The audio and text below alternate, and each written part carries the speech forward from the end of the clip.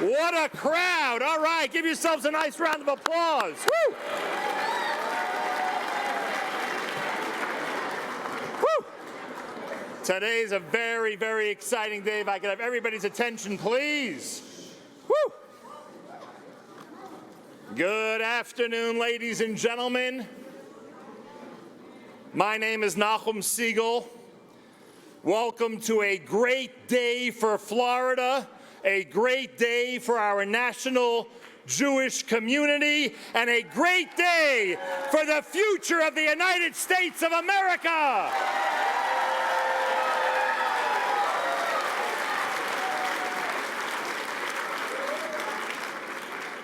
This afternoon,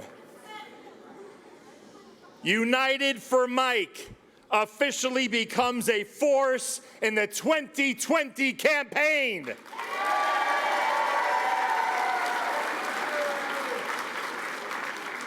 Today, we as a significant and organized segment of the American people, move forward with the intention and goal to bring effective leadership and sound decision-making to the White House.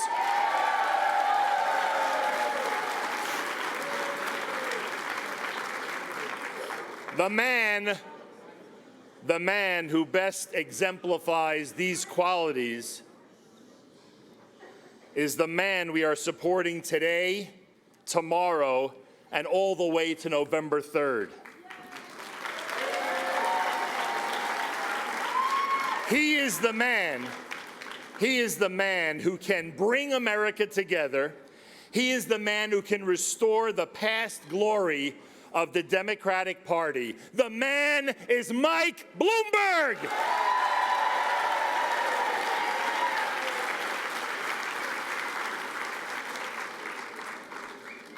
You know, ladies and gentlemen, I am a proud resident of Lower Manhattan, New York City. Yeah. I had a feeling there were some people here from New York. And I'm there since the 1980s.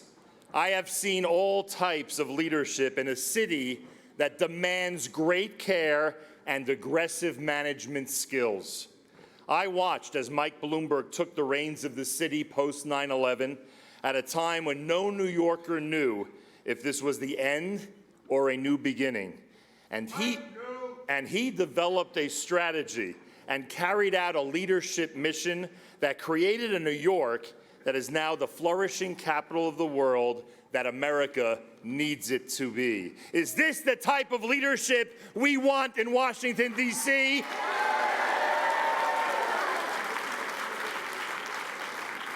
It certainly is. I am proud to be a friend of Mike Bloomberg. I've known him since 2001. And in 2005, I traveled with him to Israel, where he represented the United States on a special assignment. I was with him at Yad Vashem and at many of the holy places that are so meaningful to all of us. And I watched as he interacted with world leaders, Israelis and others. He has always understood the challenges and issues facing Israel and those who lead her. He also has expressed countless times how Israel must act in her own best interest, and that a formal relationship between the U.S. and Israel on security and military matters is always to the benefit of both countries.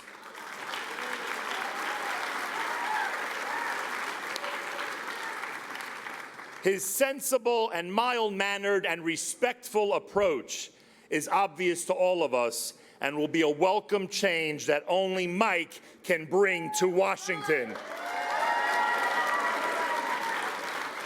Is that the type of leadership we want in a president? Yes, it is. My name is Nachum Siegel. I am a friend and admirer and soon a voter for the next president of the United States.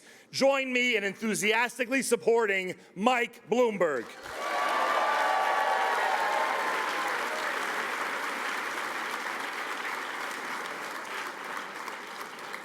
Please welcome the Director of Jewish Outreach for Bloomberg 2020, Abby Pograbin.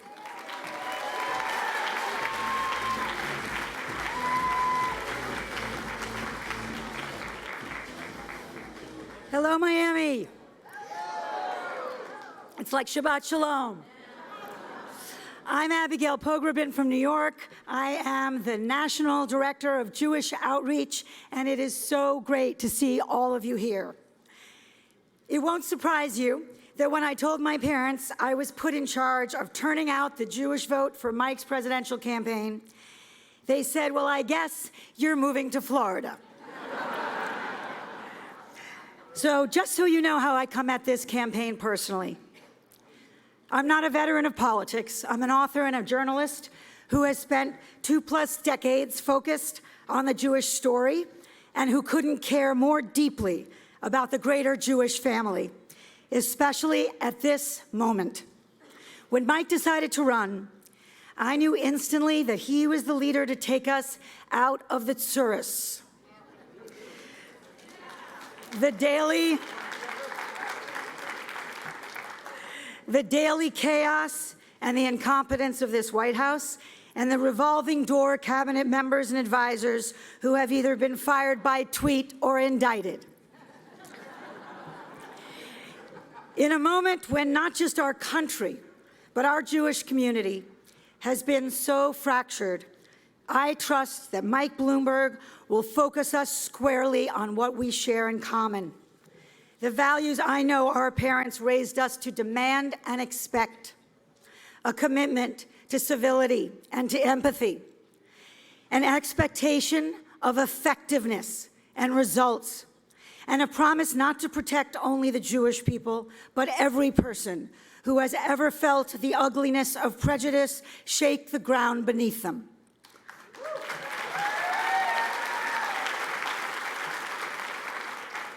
As a lifelong New Yorker, I think I can say that in this crowd, I watched Mike not just lead our city, but heal it after 9/11. How he cared about everything from climate to crime and gathered the smartest experts to address problems that others said were intractable. So, if you're still undecided, I'm glad you came to listen. If you're all in for Mike, I have a Mishpucha for Mike t-shirt for you. But more urgently, I ask you to do just 3 things. 1, sign up on MikeBloomberg.com. If you register and check the Jewish Coalition box or no box at all, it means you'll stay informed on Mike's policies, what he stands for, where he's traveling, and what we're doing to grow our robust Jewish coalition. 2, tell your friends and family you're for Mike, if you are, and ask them to do the same. I don't have to tell you that Jews are connected not by 6 degrees of Kevin Bacon, but by 1 degree of my Aunt Pearl. Mike is not asking for donations, but for hearts and minds. And you all know exactly how to engage and activate your community and your network. Finally, host a Bagels for Bloomberg house meeting. If you get the bagels and the friends, we'll get you the talking points and the really nice swag. Go to MikeBloomberg.com, check the Jewish Coalition box, and I will personally be in touch. You have my word. We will not nudge you too much on your email, but you'll hear from us. There is a reason that our Jewish coalition is called United for Mike. It's because we unequivocally believe President Bloomberg will bring us back together.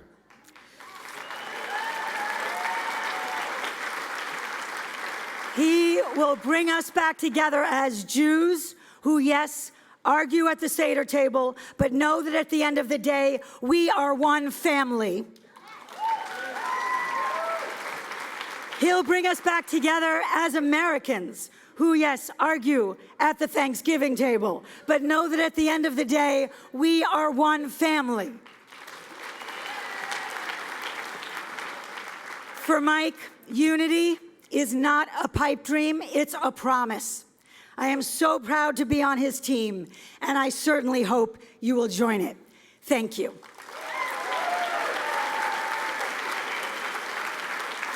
And now, just 2 more speakers before the the man himself, it is my privilege to introduce Rabbi Joseph Touloushkin. Yes, we have a fan club here. If you have a bar mitzvah or a bat mitzvah, they've gotten his book. He's a leader not just in the Orthodox community, he is a nationally renowned speaker.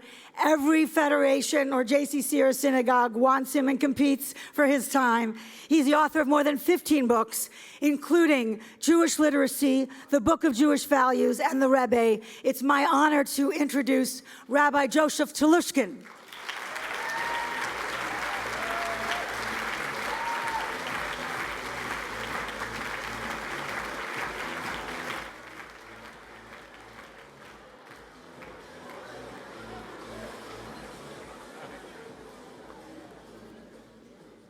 In Israel's early years, when airplane travel was much more primitive and arduous, so it was far rarer for people to come from Israel to the United States, a major political leader in Israel arrives at Idlewild, now JFK Airport.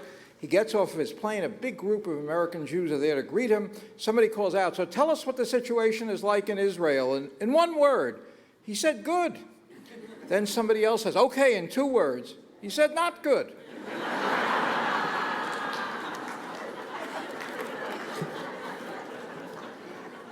Michael Bloomberg has been there when it's good, and Michael Bloomberg is there when it's not good. I had occasion years ago, along with hundreds of other people, to dance with him on Simchat Torah at Ramat Torah, the synagogue I attend in New York. That was very good. And Michael Bloomberg is there when it's not. At the outbreak of the 2014 war in Gaza, Hamas was firing rockets, and one landed near Ben Gurion Airport. The United States, European governments, all commercial airlines, with the exception of El Al, canceled all flights to Israel. Michael Bloomberg caught the next El Al flight to Tel Aviv.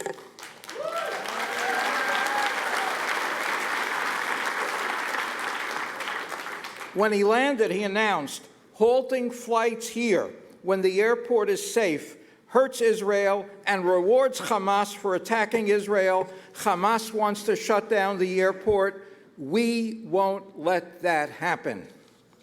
We won't let that happen. With Michael Bloomberg as its standard bearer, the Democratic Party will live up to its historic tradition, going back to Harry Truman and Israel's creation of being an unwavering supporter of Israel. You know that rabbis are not known for writing short sermons, but I'm going to break the mold and end with this thought. Rambam, Maimonides, the great rabbinic figure of the Middle Ages, delineated 8 levels of charitable giving, the highest of which is finding or creating employment for people and thereby enabling people, some of whom might be dependent on charity, to become self-sufficient and enable them, therefore, to retain the full measure of their dignity. Michael Bloomberg is a man who creates jobs, 20,000 alone at the very company he founded. During his 12 years as mayor in New York, he introduced programs that led to the creation of some 470,000 jobs and the support of more than 10,000 small businesses. Pirkei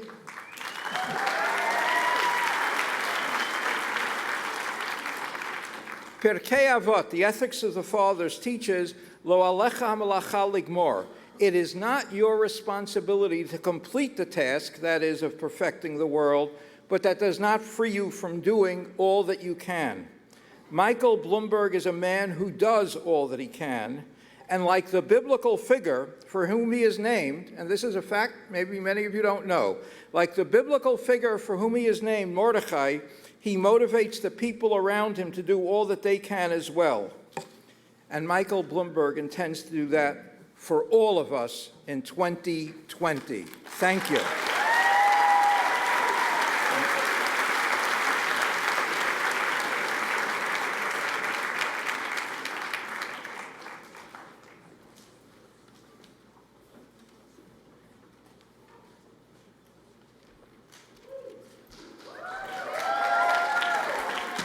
Good afternoon, everyone. I'm so honored to be here today.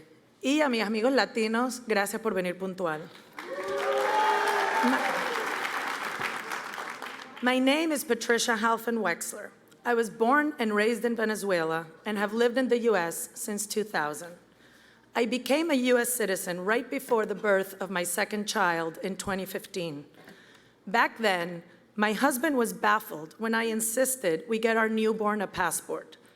But as the granddaughter of Holocaust survivors and a Venezuelan who witnessed my community disintegrate under Chavismo, I am keenly aware of the importance of having a safe, welcoming, and thriving place to call home. I am enormously proud to be a US citizen, and in these trying political times, I feel privileged and obligated to get involved in this election. My family's background, my life experience, and being a mother has led me to throw my full support behind Mike Bloomberg. Let me give you just a few reasons why Mike has earned my vote. First, Mike believes that America's support for Israel must be steadfast. Second, Mike and I agree that respectful discourse lays the groundwork for a tolerant society, a society in which all minorities feel safe.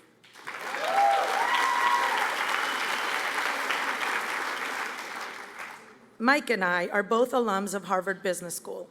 We had the chance to succeed because we had access to the best education in the world.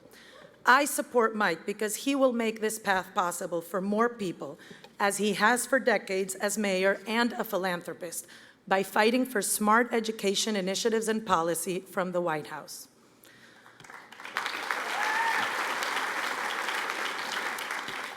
I'm raising children in a world with increasing climate risk. We need a leader who believes in science and will take action to mitigate our risks.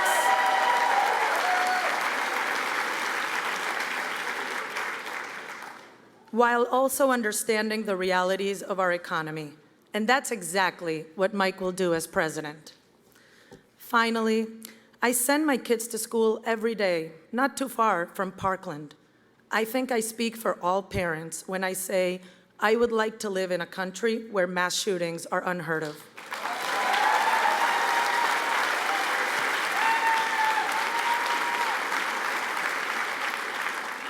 And no one has worked harder than Mike to end senseless gun violence.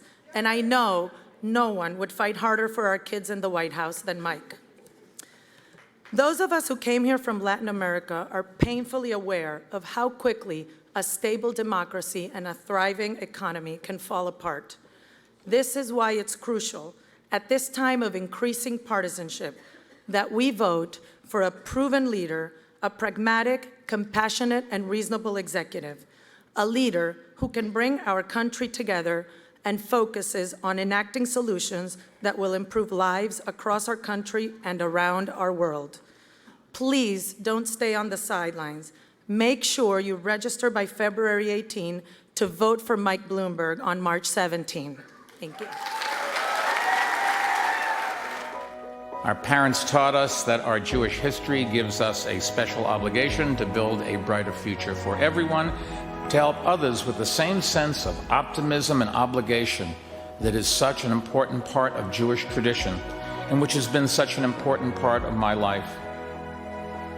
There's a history of thousands of years of an understanding of what's right and wrong, and I've always thought the Jews have a special obligation to defend the religious rights of others. Would you and were you planning to go to Israel anyway, Mayor, or did after this ban you said, well, that's ridiculous, I'm going to go to Israel? And I'd heard about the ban, and I said, I want to show that I think it's safe. Standing up for others who need help, that's what Jews have done for one another throughout history. If all of us share that faith in a brighter tomorrow, and if all of us share in the responsibility to create it, then the future is wide open. And a new beginning, a new Genesis is possible for all things. After all, if the dream of Israel can be realized, what dream can't be?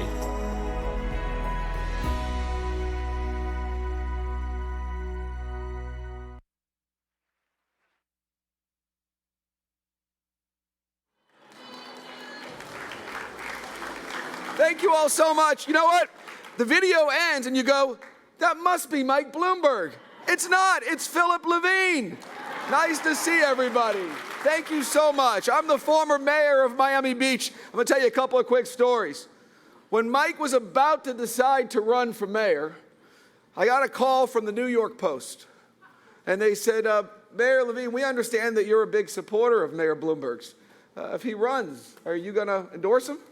I said, you bet, and let me tell you all the reasons why. And goes out in the newspaper the next day. That night, I get a call from Mike. He says, Mayor, it's Bloomberg on the phone. I said, hi, Mayor. He said, thank you so much for that endorsement. He said, I think that's the reason I'm going to win, because the former mayor of Miami Beach endorsed me. Listen, one of the proudest moments for me when I was the mayor of Miami Beach is when a newspaper or a magazine, I forget which one it was, they did a little story on me, and they called me the Bloomberg of the South. Of course, my mom, who's sitting here, she was like, cavelling, okay? She was like, wow, that's great. And I said, you know, we got a few things in common. I mean, we're both Jews. We're both from Boston, okay? We both started from nothing. We made a few bucks. I said, but I got to tell you something. He got more zeros at the end of his name than I do, okay? So there's a big difference there. And of course, he became the mayor of New York, and I became the mayor of the 6th borough of New York, which is Miami Beach, as you know. What I want to speak to you today a little bit about is what do mayors think of Mike Bloomberg? Let me tell you what mayors across the country think of Mike. Mike is their mentor. Mike is the rabbi of all the mayors. The mayors look to Mike as the greatest mayor, I would believe, in American history. That's who Mike Bloomberg was as mayor of New York City. I mean, he didn't serve one term, he didn't serve 2 terms, he served 3 terms. What do they say? You can make it here, you can make it anywhere. If you can put up with New York, let me tell you something, you can put up with the United States of America, okay? And that's what Mike Bloomberg did. But you know what his motto was? What he was about? Get it done. It was not about talking, it was about action. Mike Bloomberg gets it done. And it didn't make a difference, it was about climate change, where he led the way, and all the mayors followed him, understanding that you got to build a city that's resilient, that you got to build a country that's resilient, that you got to invest in your infrastructure. And Mike Bloomberg invested in the infrastructure of New York. He built the economy of New York. After the devastation of 9/11, which you heard about, Mike Bloomberg got out there and said, this is a job for me, and he took care of it. He created a couple 100,000 jobs. He made New York, New York. He was the guy that brought New York back, and thank God Mike Bloomberg was there after 9/11. Mike Bloomberg has led the challenge, and he's led the gun safety campaign in our country. He put his money where his mouth is. He didn't say, I'm going to talk about it. He invested it with his foundation. He went out there. He spoke about it. He's done everything. He invested in schools in New York City. So it's not about what you say you're going to do, because you got career politicians out there everywhere, and they'll tell you everything you want to hear. But show me someone who's actually done it.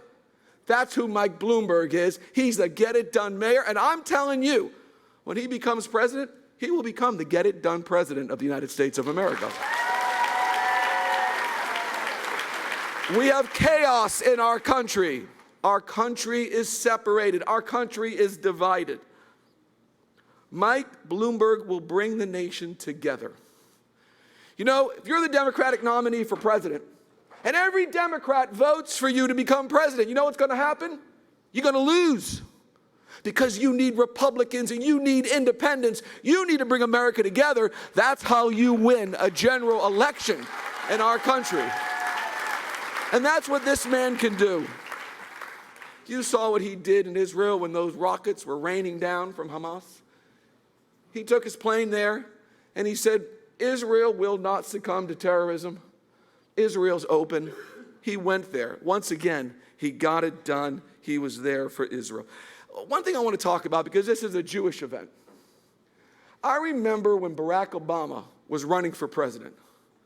And you know who was the most skeptical of his chance to ever win the election? African Americans in our country. They looked at Barack and they said, you're a black guy. How are you going to become president? It's not going to happen. We need, as Jews, to get that thought out of our mind. A Jew can become president, but the only way a Jew can become president if every one of you believe it in your heart, if every one of you decide to help. And let me tell you something, you're lucky. It's not going to cost you money, okay? Because he's writing the check himself. But he needs your heart, he needs your soul, he needs you on social media, he needs you to turn out, he needs you to talk to your friends, and he needs you to be believers. The same way the African community became believers in President Barack Obama, making him the first black president of the United States of America, we're going to have the first Jewish president of the United States of America. He didn't start on third and think he hit a triple. He didn't start on the 50th floor and then made his way to the penthouse. He started at the bottom. He lived the American dream. Mike Bloomberg is about the American dream. He's about everybody living the American dream. He's about everyone having that opportunity. No matter who you are, who your parents were, what school you went to, what neighborhood you grew up in, Mike Bloomberg is about letting everyone live the dream the way he lived the dream. He's a mensch. I believe he's one of the greatest American mayors in history. And it's my honor to welcome up here today, I believe, the 46th President of the United States of America, Michael Bloomberg. Come on, everybody.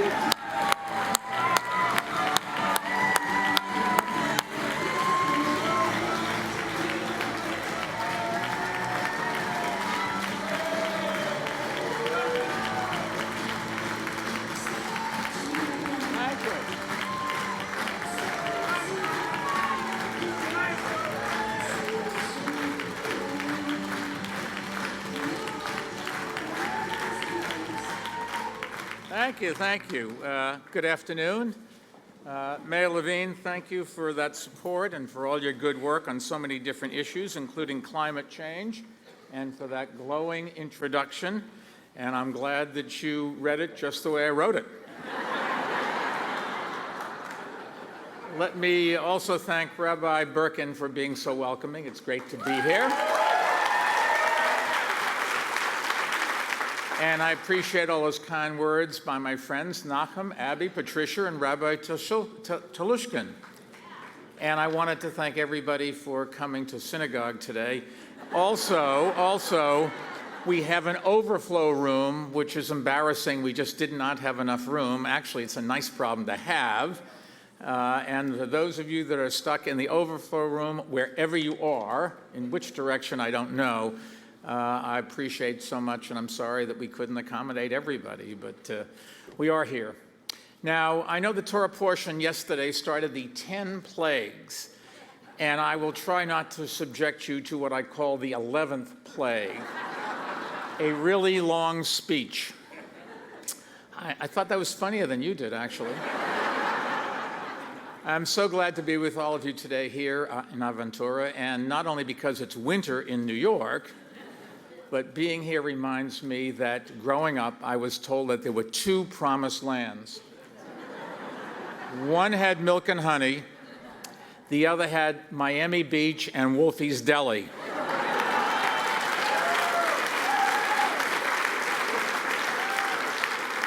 Now, Wolfie's may be gone, but the memories of their pickles will live on forever.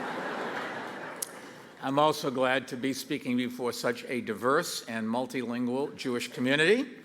I didn't know whether to begin by saying shalom or saludos, or both. But I do know that you are used to seeing New Yorkers here in southern Florida. Do we have any New Yorkers here today? We need you back, some of the stores, and we need more taxpayers and all that sort of thing. Anyways, I just hope all of you voted for the correct mayoral candidate back in 2001, 2005, and 2009. And if you didn't, you will have a chance to atone in 2020.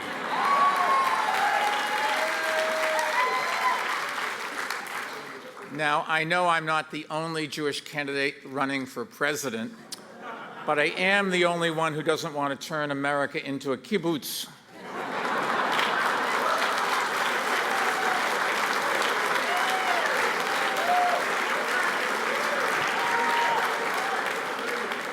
I've spent a lot of time in synagogues in my life, but my parents taught me that Judaism is more than just going to shul. It is about living our values, including our obligation to help and to repair the world in the tradition Tikkun Olam. And it's about revering the miracle that is the state of Israel, which for their generation was a dream fulfilled before their very eyes. My mother and father never had the means to visit Israel when I was a child, but I was lucky enough to travel there many times, including on an El Al flight that I took when the FAA banned American carriers from flying to Israel during the Gaza conflict in 2014. And it was in my own little way of wanting to show the world that Jews will never let fear of terrorism keep us out of Israel. Never.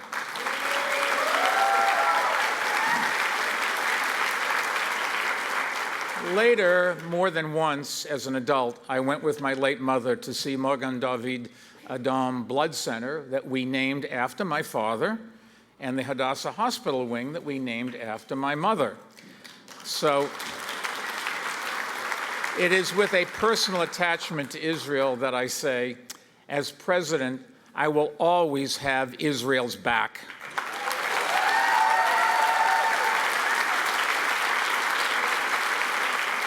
I will never impose conditions on our military aid, including missile defense, no matter who is prime minister.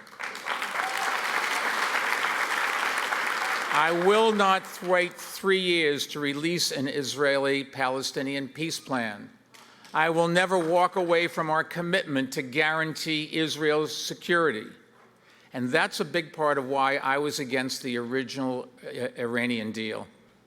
I spoke out against it because I thought our commitment to Israel's security must never waver or sunset, and because the deal should have been done more to address Iran's ballistic missile program and financing of terrorism. But my commitment to Israel is also the reason I oppose President Trump's decision to unilaterally walk away from the deal and our partners in Europe, because I thought doing so was tantamount to giving Iran permission to relaunch its nuclear program. And after years of compliance, Iran is once again marching towards the development of a nuclear weapon. As president, I will work to make sure the strongest deal possible is enacted to constrain the Iranian regime's aggression and territorial ambition and put an end to their nuclear program, because the world must never allow Iran to threaten Israel and the whole region with a nuclear attack. Now, sadly, the violence that has always threatened Israel is rearing its ugly head here in America with alarming frequency. Over the past few years, we have seen a deeply unsettling rise in anti-Semitic violence. Jews have been targeted for murder in synagogues like this one, and I know how connected all of you are to the Tree of Life community in Pittsburgh, since Rabbi Berkman grew up in that synagogue. His father is the Rabbi Emeritus there, and his father would have been at services that day had he not stayed home because his wife was sick. And that's the only thing that kept him from his usual seat in the pews directly in the line of fire. Tree of Life was also the synagogue that my sister Marjorie attended when she lived in Pittsburgh many years ago, and she has many fond memories of her time there. So it was deeply personal for her and for our whole family as well. Of course, while the Pittsburgh attack affected all of us, it was far from an isolated incident. This time is a time of great anxiety in the Jewish community, both around the world and here at home, as ancient hatreds are given fresh currency with new technologies. We are confronted by signs that we thought we would never see outside of old black and white newsreels. Synagogues attacked, Jews murdered, Nazis marching brazenly and openly by torchlight. Not in some other country, but in the United States, in our Golden Medina. Since the Tree of Life attack, Jews have been targeted for murder in more than a dozen synagogues across America, including not far from here at Young Israel of Greater Miami. In the New York area, bullets ripped through a kosher store in Jersey City, where my mother grew up. The windows of a Brooklyn synagogue were smashed during Rosh Hashanah. The Jews have been beaten and harassed in the streets. The fact is, attacks on Jews, especially the Orthodox, have been taking place with horrifying regularity. And as these attacks occur, our children look to us with faces turned upward for answers, for reassurance, for safety. One solution is to secure our synagogues, to make our doors bulletproof, to install bollards and install more cameras. And sadly, I suppose we must do these things. But while we harden our buildings, we must never harden our hearts. For 12 years, I was the mayor of the largest and most diverse city in the nation. Those 3 terms taught me that diversity is our strength. As Dr. Martin Luther King Jr. said, it ties us together into a single garment of destiny. And so I was never prouder than when I stood in the shadow of the Statue of Liberty and I argued that Muslim New Yorkers had every right to build a mosque anywhere in our city, including near the World Trade Center. The opposition to a mosque in New York City was not an isolated incident. And when we look around America, it's clear we are facing not only another epidemic of anti-Semitism, but a rising tide of hatred writ large.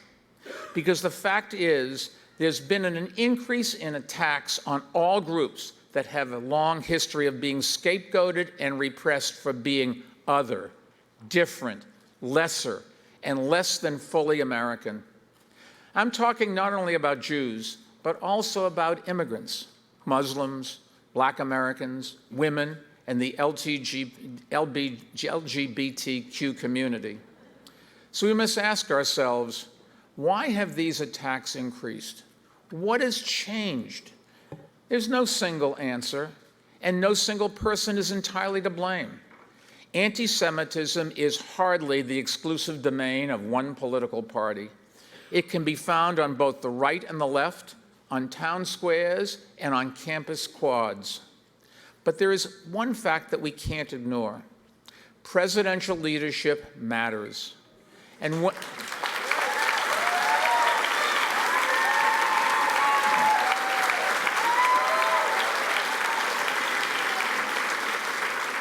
When the president calls his supporters real Americans, an echo of the language that nativists, anti-Semites, and the KKK used for many decades, he undermines our fundamental national values.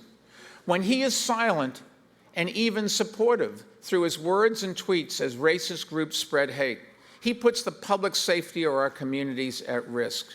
And when he promotes conspiracy theories that are built on lies and prejudice, we must remember, anti-Semitism is the original conspiracy theory. And a world in which a president traffics in conspiracy theories is a world in which Jews are not safe. There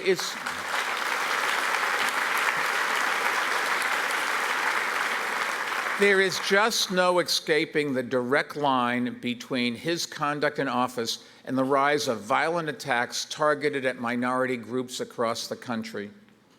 Now, in addition to undermining American values and endangering American citizens, the toxic culture the president has created is harming our relationship with Israel. And here's why. Since the very beginning, America's support for Israel has been strong and broadly bipartisan. But in the past few years, we've begun to see troubling cracks in that bipartisanship. And yet, instead of repairing the cracks, the president has pulled them apart by trying to use Israel as a wedge issue for his own electoral purpose. To me, that is a disgrace. We must never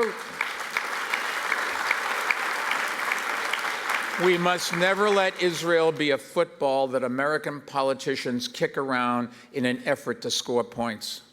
The relationship between our two countries has been so strong because it transcends partisan politics here and in Israel, and it is built on our shared values: freedom and democracy, law and justice, integrity and compassion.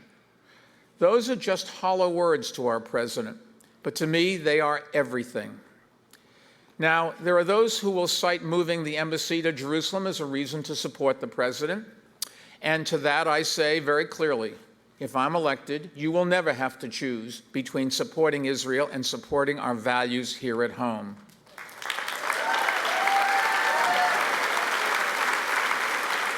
I will defend both because, unlike this president, you and I know that they are inextricably linked. The United States, like Israel, is an expression of our deepest values.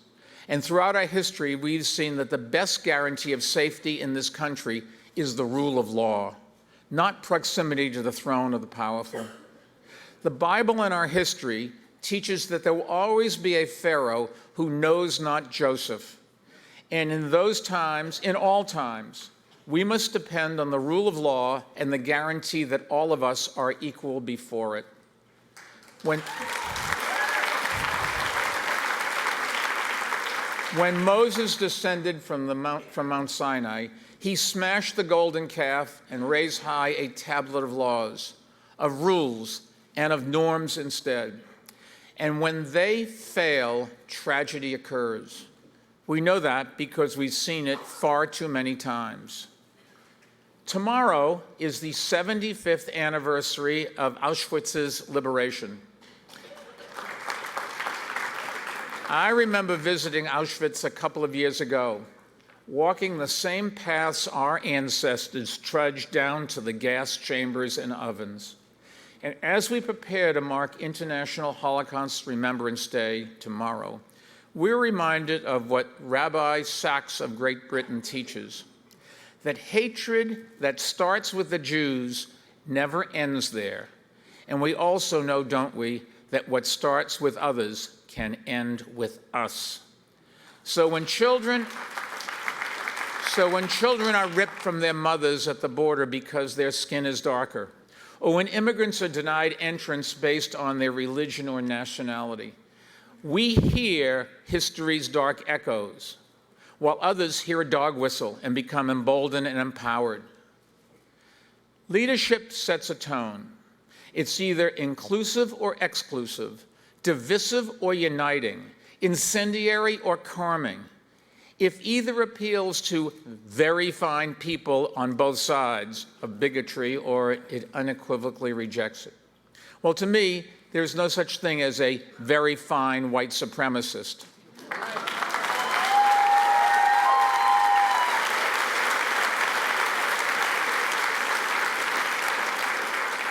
I choose inclusion. I choose tolerance. I choose America.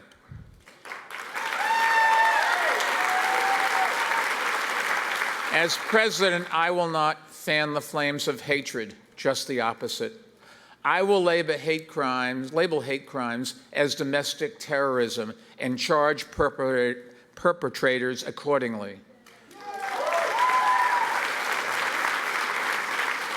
I will launch a national coordinated effort led by the FBI and the Department of Justice to crack down on violent extremists.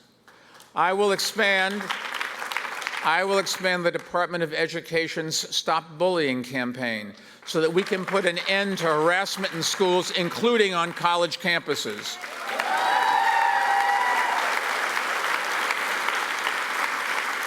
And I will never stand by idly in the face of hatred against anyone. That's a lesson my parents taught me. When I was a boy, I saw my father write a check to the NAACP for $25 or $50, which is a lot of money for us. He never made more than $6,000 in his best year. But I remember asking him, "Dad, why are you writing this check?" And I'll never forget his answer. "I'm writing this check," he told me, "because discrimination against anyone is a threat to all of us."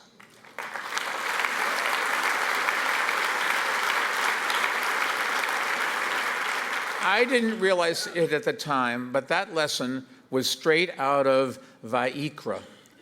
Lo ta'amod, don't stand by idly while your neighbor's blood is shed. And I believe we must take that teaching to heart today. We must not stand by idly There is too much at stake. Now, since we're in synagogue, I should mention that all of this relates to this week's Torah portion, which we retell in the Passover Seder. And we know that every generation is enjoined to tell the Passover story, and in telling it, to relive it every year as it happens to us personally. Because what we inherit, we must share. We are not spectators to the story.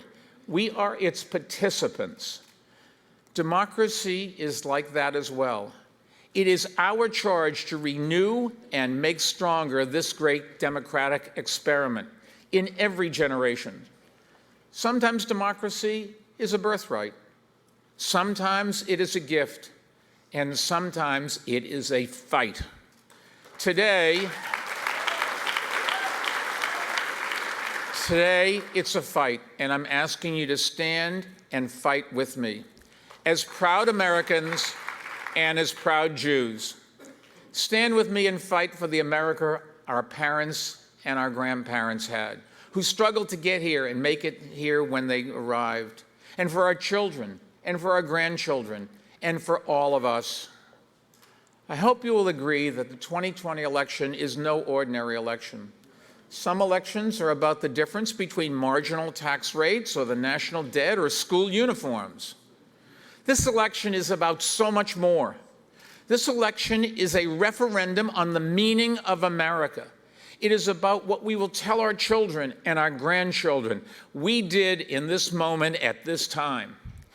This election is about whether we recognize that all groups who have been marginalized, excluded, repressed, scapegoated, vilified, or far worse, rise and fall together. And that is our best hope. And our only hope is in standing together, rejecting demagogues who try to seduce us by dividing us, and uniting behind the only shield that can protect us, our common values as American citizens. And our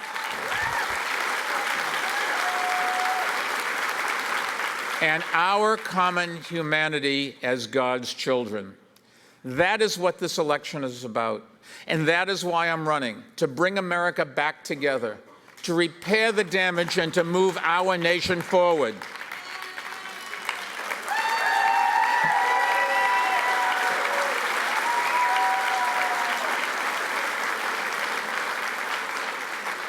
Together, we will get it done. Thank you.